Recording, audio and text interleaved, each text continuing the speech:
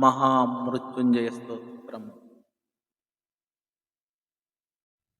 रुद्रं पशुपतिं स्थानं नीलकण्ठमुमापतिं नमामि शिरसा देवं किं नो मृत्युः करिष्यति। नीलकण्ठं कालमूर्तिं कालज्ञं कालनाशनं नमामि शिरसा देवं किं नो मृत्युः करिष्यति। नीलकण्ठं विरूपाक्षं निर्मलं निलयप्रभं नमामि शिरसा देवं किं नो मृत्युः करिष्यति।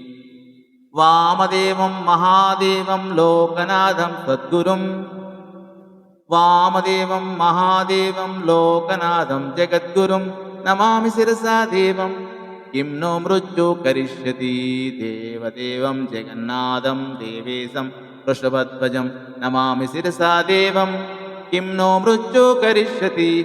गङ्गाधरं महादेवं सर्वाभरणभूषितं नमामि शिरसा देवं किं नो मृत्युः करिष्यति। अनाथं परमानन्दं कैवल्यपदगामिनम् अनाथं परमानन्दं कैवल्यपदगामिनं नमामि शिरसा देवं किं नो मृत्युः करिष्यति।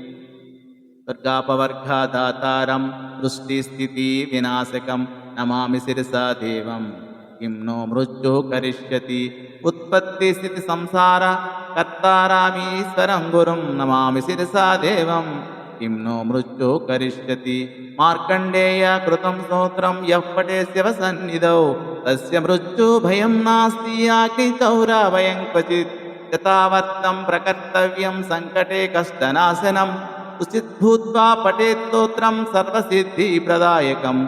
मृत्युञ्जय महादेव त्राहि मां शरणागतं जन्म मृत्युजरारोगैः पीडितं गर्भबन्धनैः।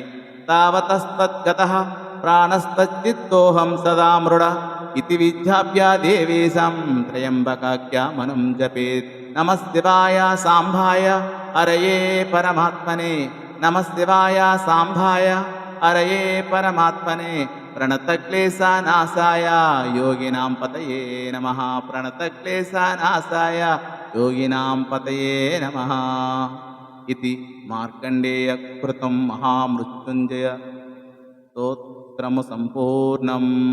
स्वस्ति।